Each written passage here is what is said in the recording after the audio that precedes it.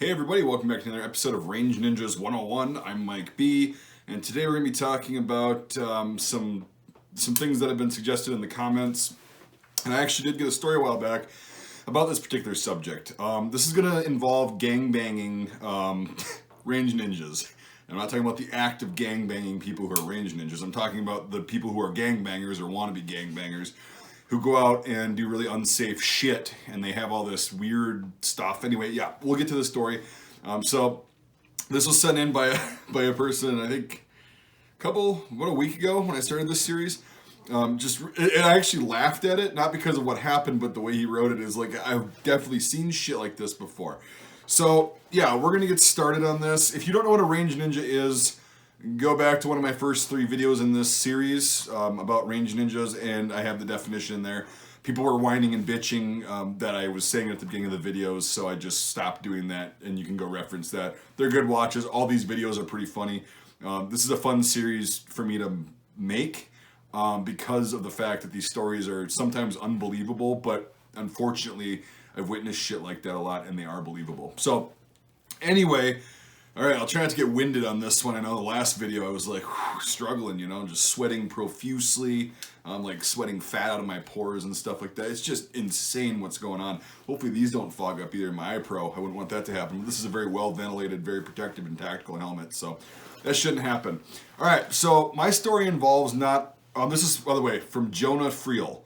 Jonah Friel. My story involves not range ninjas in particular, but more of some gangbanger wannabes exercising zero range safety protocols. Anyway, here we go.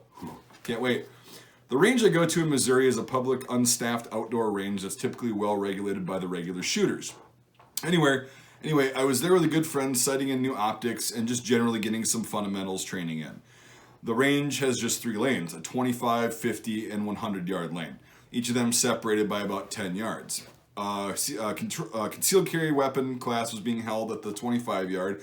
A couple guys were plinking away at the 50 yard, and we were at the 100 yard zeroing in. A few minutes into our session, a blacked out Cadillac SUV pulls up, and 2 guys with pants down to their knees walk out with what looked like a high point 40 cal, a 1911, a bastardized Tapco SKS, and an unbraced AR-15 pistol. They waited behind the guys at the 50 yard lane to finish up.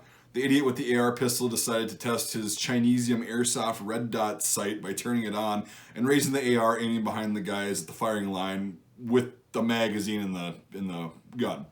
He didn't even check safety or for a loaded chamber. We warned him not to do that and then told them to check their gear when they get up to the firing line. All right, so we're already off to a very, very good start. Flagging people from behind the firing line. That's an absolute fucking no-no.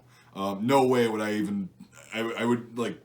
I mean, you were nice to tell them not to do that and stuff, but I would have been gone at that point because it's like I don't want to get shot, and these guys usually don't listen, but maybe they listen to you. I don't know. We'll continue on the story. This just has all the signs already of turning into a colossal goat fuck, and I don't even.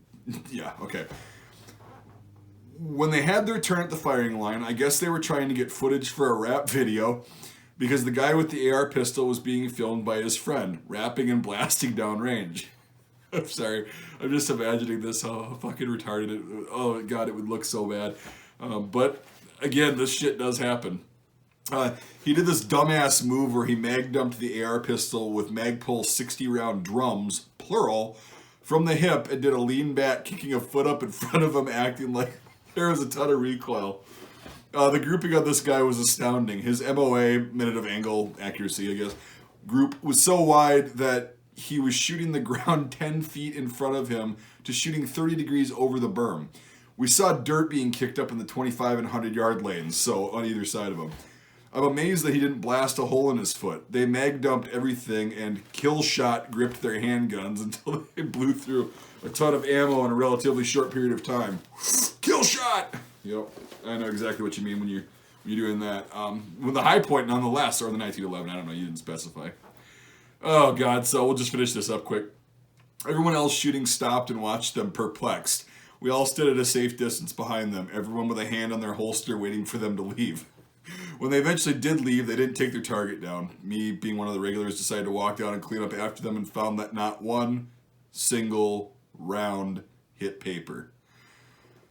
Whew. So where do we begin on this one? Because this is a specific type of range ninja. They don't necessarily know that they're range ninjas, much like most range ninjas, but this is a different breed. This is amazing. The wannabe gangbangers going out there with their shitty weapons that they have no experience on, no formal training. They don't care to learn any formal training or safety. They're trying to make a rap video like everyone else. Check out my SoundCloud, dude. Check out my SoundCloud, right? Those kind of guys. And yeah, the pants down at the ankle.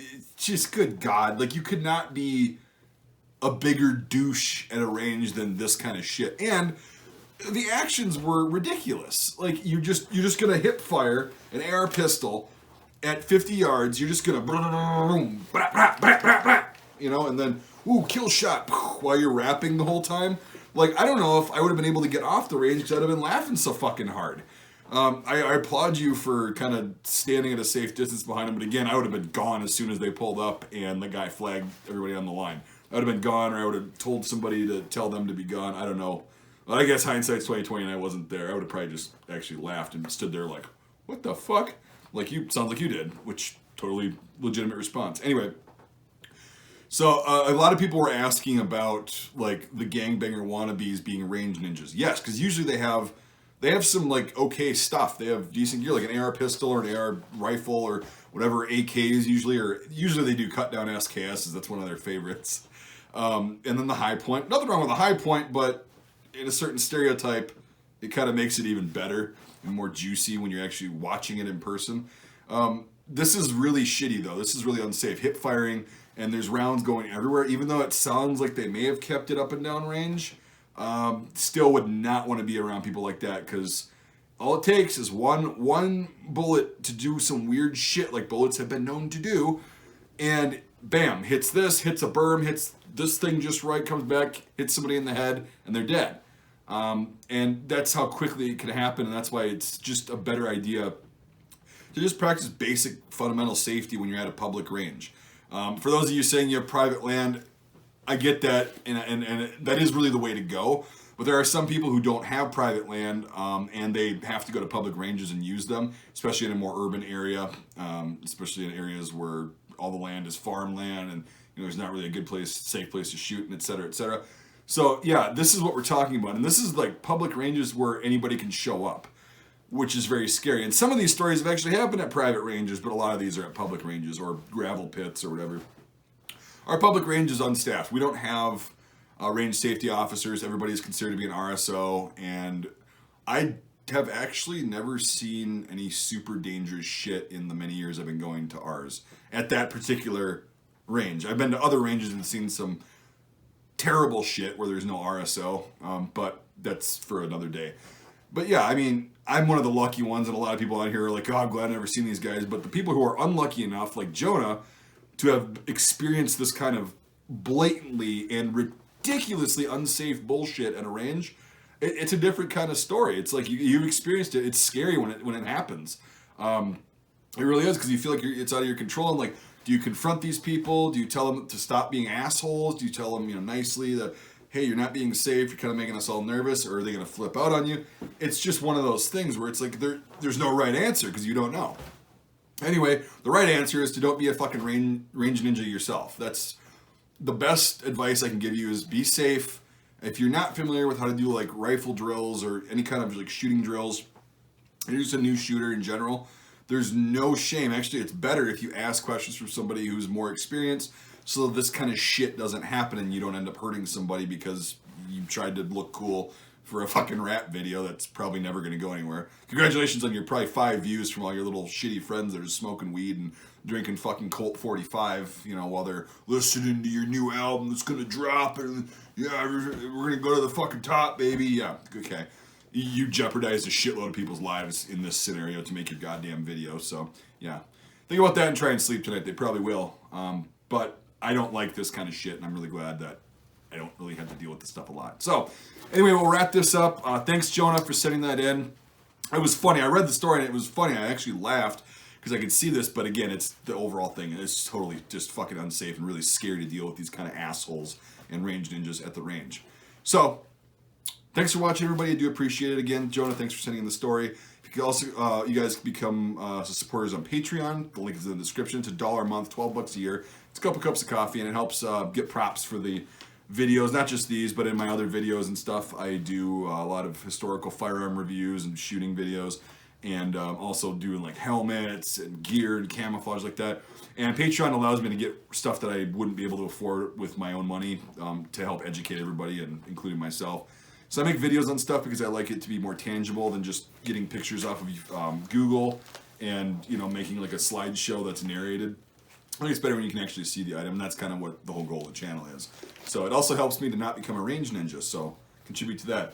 Anyway, yeah, $5 a month or more gets you into the Discord servers. A lot of people on there. It's really fun. We do a lot of interactive stuff. On Patreon, of course, I do exclusive content, early access, things like that. All right, enough with that. If you consider that, that'd be great. If not, I totally get it, and I just appreciate you watching.